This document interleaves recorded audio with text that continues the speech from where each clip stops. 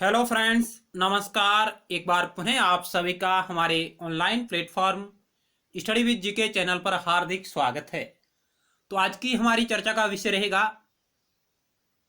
महात्मा गांधी जी के प्रमुख विचार, और इस पर आधारित कुछ प्रश्नों के बारे में भी हम चर्चा करेंगे आगामी परीक्षाओं की दृष्टि से। तो आइए to the point Mahatma Gandhi ji के प्रमुख विचारों को जानने की कोशिश करते हैं। और हम जिन विचारों को जानेंगे उनका संबंध महात्मा गांधी जी के राष्ट्रवाद संबंधी विचार, अंतर्राष्ट्रीयतावाद संबंधी विचार और राज्य संबंधी विचारों को हम इस वीडियो लेक्चर में मुख्य रूप से जानने का प्रयास करेंगे। तो आइए शुरुआत करते हैं to the point. Mahatma Gandhi ji जिन्होंने राष्ट्रवाद के ऊपर अपने विचार रखे, अंतर्राष्ट्रीयतावाद पर उनके क्या विचार थे और राज्य संबंधी क्या विचार थे, इनके बारे में मुख्य रूप से हम यहां चर्चा करेंगे।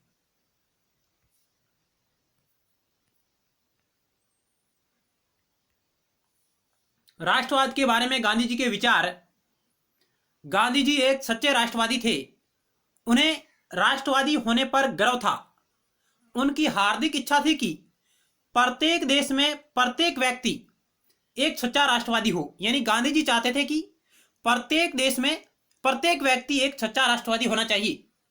लेकिन उनका राष्ट्रवाद संकीर्ण राष्ट्रवाद या मानवतावादी विरोधी राष्ट्रवाद नहीं था। यानी वे एक व्यापक राष्ट्रवाद की अवधारणा को लेकर चले थे जो मानवतावाद का क्या समर्थक था।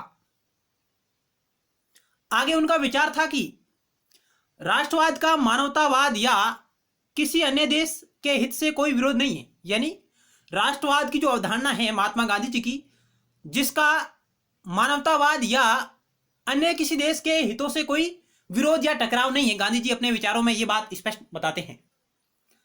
इनके अलावा उनके विचार में प्रत्येक व्यक्ति का एक महत्वपूर्ण कर्तव्य है कि देशभक्त और राष्ट्रवादी हो। यानी प्रत्येक व्यक्ति यह अपना कर्तव्य भली भांति निभाए कि वह देशभक्त है और राष्ट्रवादी है। उनका यह मत था कि राष्ट्रवाद किसी भी राष्ट्र को अन्य राष्ट्रों के अपने अधीन करने का अधिकार नहीं देता। यानी गांधी जी कहते हैं कि राष्ट्रवाद का जो विचार है वह किसी दूसरे राष्ट्र को अपने अधीन करने का अधिकार नहीं देता है। यही कारण है कि उन्होंने साम्राज्यवाद का घोर विरोध किया। जो साम्राज्यवाद की जो विचारधारा है वह किसी अन्य राष्ट्र को अपने अधीन करने की विचारधारा से मिलती है। इस प्रकार गांधी जी का जो राष्ट्रवाद संबंधी अवधारणा है वह किसी दूसरे या अन्य राष्ट्र को अपने अधीन बनाने के लिए प्रेरित नहीं करती है।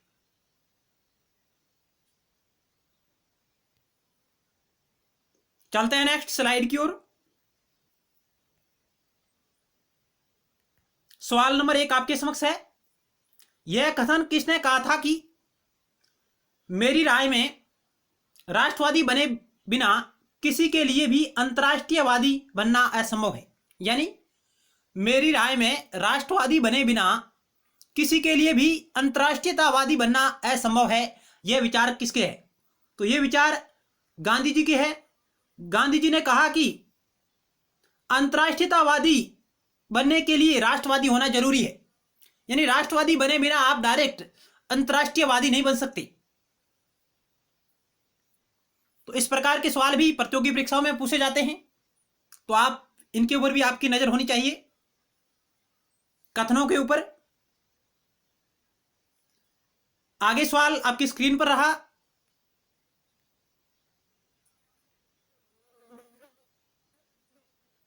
मैं भारत की समृद्धि चाहता हूं ताकि दुनिया को इससे फायदा हो सके। मैं अन्य राष्ट्रों को नष्ट करके भारत की समृद्धि नहीं चाहता। मैं उस देशभक्ति को अस्वीकार करता हूं जो अन्य राष्ट्रीयताओं की परेशानियों और शोषण को प्रोत्साहित करती है। यह कथन किस विद्वान का है? बहुत ही अच्छा कथन है। मैं भारत की समृद्धि चाहता हूं ताकि दुनिया को इससे फायदा हो सके। मैं अन्य राष्ट्र को नष्ट करके भारत की समृद्धि नहीं चाहता हूं। मैं उस देशभक्ति को अस्वीकार करता हूं जो अन्य राष्ट्रीयताओं की परेशानियों और शोषण को प्रोत्साहित करती हैं। तो यह प्रमुख कथन है। यह भी गांधी जी का विचार था।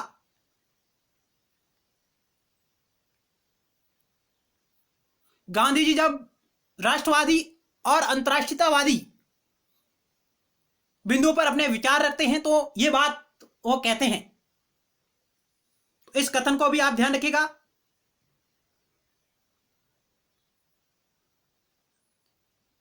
चलते हैं अगली स्लाइड की ओर। अब गांधी जी के अंतरराष्ट्रीयतावाद पर उनके क्या विचार थे, उनको जानने की कोशिश करते हैं। गांधी जी एक राष्ट्रवादी होने के साथ साथ अंतरराष्ट्रीयतावादी भी थे। उनका राष्ट्रवाद न तो मानव विरोधी था और न ही राष्ट्रों के प्रति घृणा का प्रतीक था। यानी उनका राष्ट्रवाद मानवता का समर्थक और सभी राष्ट्रों के साथ मेल मिलाप की भावना पर आधारित था। उनका मानना था कि एक राष्ट्रवादी हुए बिना कोई अंतरराष्ट्रीयतावादी नहीं बन सकता। यानी अंतरराष्ट्रीयतावादी बनने के लिए राष्ट्रवादी होना जरूरी है। इस संबंध में उन्होंने कहा था कि मेरी राय में राष्ट्रवादी बने बिना किसी के लिए भी अंतरराष्ट्रीयतावादी बनना असंभव है। अंतरराष्ट्रीयवादी तभी संभव हो सकता है जब राष्ट्रवाद एक वास्तविकता बन जाए। यानी उन्होंने कहा कि अंतरराष्ट्रीयतावाद तभी संभव हो सकता है जब राष्ट्रवाद एक वास्तविकता बन जाए या उसके व्यक्ति के विचारों में राष्ट्रवाद के प्रति देशभक्ति की भावना और कर्तव्य की भावना हो। गांधी जी का अंतरराष्ट्रीयतावाद वास्तव में मानवतावाद भी था। उनके इस कथन से यह सत्य स्पष्ट होता है कि उन्होंने कहा था कि मैं भारत की समृद्धि चाहता हूं ताकि दुनिया को इससे फायदा हो सके, और मैं अन्य राष्ट्रों को नष्ट करके भारत की समृद्धि नहीं चाहता। मैं उस देशभक्ति को अस्वीकार करता हूं जो अन्य राष्ट्रीयताओं की परेशानियों और शोषण को प्रोत्साहित करती है। इस प्रकार गांधी जी के विचार है जो अंतरराष्ट्रीयतावाद को प्रमुख रूप से प्रोत्साहित करते हैं। अंतरराष्ट्रीयतावाद के विचारों के साथ, सहिष्णुता के विचारों के साथ उनके विचार, एक दूसरे के साथ प्रेम के विचार उन्होंने दिए।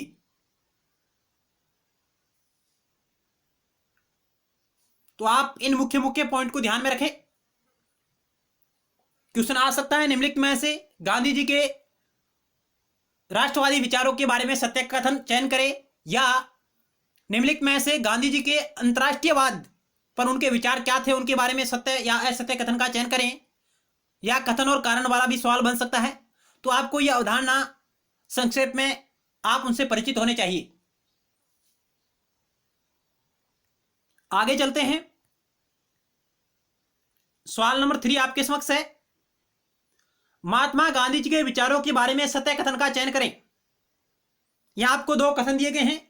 राज्य के बारे में गांधी जी की धारणा मूलतः अराजकतावादी है, और दूसरा कथन है गांधी जी ने राज्य को एक अनावश्यक बुराई माना है। केवल पहला सही, केवल दूसरा सही, पहला व दूसरा दोनों सही, न तो पहला और न ही दूसरा। क्या होगा इस सवाल का राइट उत्तर? महात्मा गांधी जी के विचारों के बारे में सत्य कथन का चयन करें। तो आइए चेक करते हैं। राज्य के बारे में गांधी जी की धारणा मूलतः अराजकतावादी है। क्या यह पहला कथन सही है? हां, बिल्कुल सही है, क्योंकि गांधी जी की जो अवधारणा है दार्शनिक अराजकतावादी के रूप में उनकी प्रसिद्धि रही है। उनके जो विचार है अराजकतावादी विचारधारा से मिलते हैं। गांधी जी ने राज्य को एक अनावश्यक बुराई माना। क्या यह बात सही है या गलत है? तो यह बात भी बिल्कुल सही है, क्योंकि गांधी जी एक अराजकतावादी थे, और अराजकतावादी राज्य को एक अनावश्यक बुराई के रूप में मानते हैं। वो कहते हैं कि राज्य नामक जो संस्था है वह अनावश्यक बुराई है, जिसकी कोई आवश्यकता नहीं है, उसे समाप्त हो जाना चाहिए। यह विचार है जो अराजकतावादी विचारधारा के हैं, और गांधी जी भी एक दार्शनिक अराजकतावादी थे। तो दोनों कथन अपने आप में सही है, पहला व दूसरा दोनों। और आपके लिए सवाल रहेगा, कौन सी विचारधारा राज्य को एक आवश्यक बुराई मानती है? कौन सी विचारधारा राज्य को एक आवश्यक बुराई मानती है? राज्य आवश्यक भी है और बुरा भी है।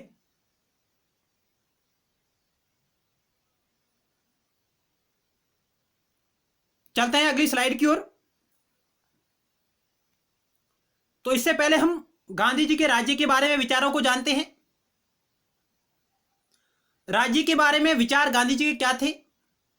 गांधी जी राज्य को एक आवश्यक या प्राकृतिक या दैवीय संस्था नहीं मानते थे। यानी गांधी जी राज्य को एक आवश्यक या प्राकृतिक या दैवीय संस्था नहीं मानते थे। तो क्या मानते थे? राज्य एक कृत्रिम संगठन है, राज्य एक यांत्रिक रूपी मशीन है। यानी गांधी जी ने कहा कि राज्य एक आवश्यक प्राकृतिक और दैवीय संस्थान नहीं है। तो ये क्या है? ये एक अनावश्यक बुराई है और ये कृत्रिम संगठन है, यांत्रिक मशीन के रूप में इसकी स्थापना हुई है। वे राज्य के वर्तमान स्वरूप के भी खिलाफ थे और राज्य को एक स्मृति मशीन के रूप में मानते थे। राज्य के विरोध का उनका मुख्य आधार यह था कि राज्य हिंसा या शक्ति पर आधारित होता है। यानी गांधी जी कहते हैं कि गांधी जी राज्य का विरोध क्यों करते हैं? क्योंकि वो कहते हैं कि राज्य है जो हिंसा और शक्ति पर आधारित होता है और राज्य उस शक्ति का प्रयोग या उपयोग जिसके द्वारा व्यक्ति की स्वतंत्रता नष्ट हो जाती है और व्यक्ति अपने जीवन को संतुलित तरीके से विकसित नहीं कर सकता। यानी गांधी जी ने कहा कि राज्य हिंसा और शक्ति पर आधारित है जो व्यक्ति की स्वतंत्रता को नष्ट करता है, और जब व्यक्ति की स्वतंत्रता नष्ट हो जाती है तब व्यक्ति जीवन को संतुलित तरीके से विकसित नहीं कर सकता, अपने जीवन का सर्वोत्तम विकास नहीं कर पाता है। इसलिए राज्य नामक संस्था को समाप्त हो जाना चाहिए। उनका विचार था कि यह राजनीतिक शक्ति अंतिम लक्ष्य नहीं है। यानी यह राजनीतिक शक्ति अंतिम लक्ष्य नहीं है, लेकिन एक ऐसा साधन है जिसके द्वारा व्यक्तियों को अपने जीवन का सर्वांगीण विकास करने में सक्षम बनाया जा सकता है। यानी गांधी जी कहते हैं कि राजनीतिक शक्ति के माध्यम से व्यक्ति है जो अपना सर्वांगीण विकास कर सकता है, लेकिन यह अंतिम शक्ति नहीं है, अंतिम लक्ष्य नहीं है। क्योंकि गांधी जी इस बात से निराश थे कि वर्तमान राज्य इस कसौटी पर खरे नहीं उतर रहे हैं। यानी गांधी जी ने कहा कि राजनीतिक शक्ति अंतिम लक्ष्य नहीं है, लेकिन यह एक ऐसा साधन है जिसके माध्यम से व्यक्तियों को अपने जीवन में सर्वांगीण विकास का मौका दिया जा सकता है। लेकिन जो वर्तमान पीढ़ी के जो राज्य है वे इस कसौटी पर खरा नहीं उतर रहे हैं, इसलिए राज्य नामक संस्था समाप्त हो जानी चाहिए और उसका कार्य क्षेत्र है जो कम से कम होना चाहिए। आगे गांधी जी क्या कहते हैं कि राज्य एक संगठित तरीके से हिंसा का प्रतिनिधित्व करता है। व्यक्ति के पास एक आत्मा है, लेकिन राज्य एक निस्वार्थ साधन की तरह है। इसको हिंसा से कभी भी अलग नहीं किया जा सकता, क्योंकि हिंसा ही इसकी उत्पत्ति का स्रोत है। तो यह प्रसिद्ध कथन भी कई बार परीक्षाओं में आया हुआ है। किसका है? कि राज्य एक संगठित तरीके से हिंसा का प्रतिनिधित्व करता है। व्यक्ति के पास एक आत्मा है, लेकिन राज्य एक निस्वार्थ साधन की तरह है। इसको हिंसा से कभी भी अलग नहीं किया जा सकता, क्योंकि हिंसा इसकी उत्पत्ति का प्रमुख स्रोत है। तो यह विचार भी गांधी जी का है। आगे उनके क्या विचार रहे? राज्य के कार्य क्षेत्र के बारे में गांधी जी कहते हैं कि गांधी जी का उद्देश्य एक अहिंसक समाज की स्थापना करना था। यानी गांधी जी प्रमुख रूप से क्या करना चाहते थे कि वे एक अहिंसक समाज की स्थापना करना चाहते थे, लेकिन इस तथ्य को महसूस किया कि उनका लक्ष्य तुरंत हासिल नहीं होने वाला है। यानी गांधी जी अहिंसक समाज की स्थापना तो करना चाहते थे, लेकिन उनको यह पता था कि यह लक्ष्य एकदम प्राप्त नहीं किया जा सकता, यह तो धीरे धीरे प्राप्त किया जाएगा। उन्होंने खुद कहा था, उनका यह प्रसिद्ध कथन कई बार परीक्षाओं में आया हुआ है कि मैं तुरंत इस तरह के सुनहरे युग की कल्पना नहीं कर सकता, मैं तुरंत इस तरह के सुनहरे युग की कल्पना नहीं कर सकता, लेकिन मैं अहिंसक समाज में दृढ़ता से विश्वास रखता हूं। तो यह विचार गांधी जी का है, जो अहिंसक समाज की स्थापना की ओर अग्रसर है, लेकिन धीरे धीरे। इस प्रकार गांधी जी राज्य की सत्ता को तुरंत समाप्त नहीं करना चाहते थे, बल्कि वे राज्य के कार्य के दायरे को सीमित करना चाहते थे। यानी वे धीरे धीरे राज्य नामक संस्था को समाप्त करने के पक्षधर थे और उसके कार्य को कम से कम करने के पक्षधर थे। उनका मानना था कि राज्य को न्यूनतम कार्य करना चाहिए और व्यक्ति के व्यक्तिगत मामलों में हस्तक्षेप नहीं करना चाहिए, क्योंकि जब राज्य व्यक्ति के व्यक्तिगत मामलों में हस्तक्षेप करेगा तो व्यक्ति की स्वतंत्रता नष्ट हो जाएगी, और जब स्वतंत्रता नष्ट हो जाएगी तो व्यक्ति अपना सर्वांगीण सर्वोत्तम विकास नहीं कर पाएगा। गांधी जी चाहते थे कि लोगों को न्याय राज्य अदालतों के माध्यम से नहीं बल्कि पंचायतों के माध्यम से न्याय मिले। यानी गांधी जी का यह प्रमुख विचार है कि लोगों को न्याय राज्य अदालतों के माध्यम से नहीं बल्कि ग्राम पंचायतों के माध्यम से न्याय मिलना चाहिए। उसी प्रकार गांधी जी के विचारों को प्रमुखता देते हुए भारतीय संविधान का आर्टिकल 40 ग्राम पंचायतों के गठन की बात करता है, जिसे गांधी जी के सपनों को साकार रूप देने के लिए 73वां अमेंडमेंट 1992 लाया गया, जो पंचायती राज संस्थाओं की स्थापना पर बल देता है, स्थानीय स्वशासन को बढ़ावा देता है। तो गांधी जी का यह विचार था कि न्याय ग्राम पंचायतों के माध्यम से पंचायत नामक संस्थाओं से मिलना चाहिए। उनका विचार था कि राज्य की शक्तियों में वृद्धि नहीं की जानी चाहिए, क्योंकि राज्य की बढ़ती हुई शक्ति व्यक्तिगत स्वतंत्रता को नष्ट कर देती है। तो इस प्रकार गांधी जी के कुछ प्रमुख विचार रहे। हमने इस वीडियो लेक्चर के माध्यम से गांधी जी के राष्ट्रवादी विचार, गांधी जी के अंतर्राष्ट्रीयवादी विचार और राज्य के ऊपर गांधी जी के क्या विचार है उनके बारे में चर्चा की। आगे स्लाइड के बारे में एक और सवाल है जो हमने आपको पहले पूछा था, राज्य एक आवश्यक बुराई है, यह कथन किस विचारधारा से संबंधित है? अराजकतावाद, व्यक्तिवाद, मार्क्सवाद, श्रमिक संघवाद।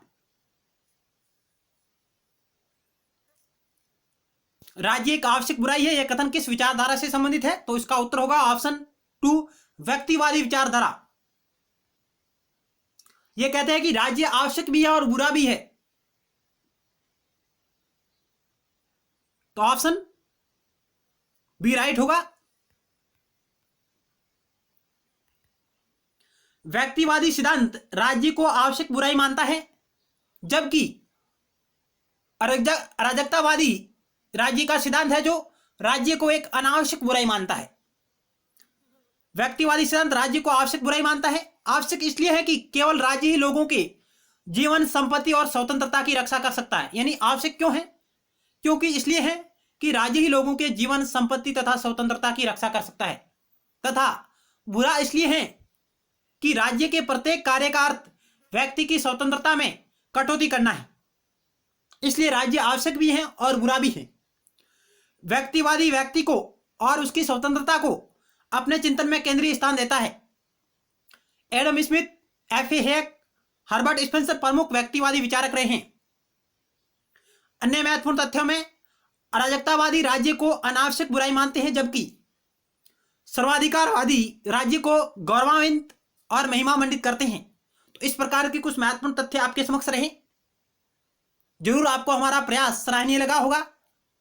आप लगातार हमारे साथ बने हुए हैं। मिलते हैं नेक्स्ट टाइम एक नए टॉपिक के साथ और महत्वपूर्ण सवालों के साथ। तब तक के लिए धन्यवाद।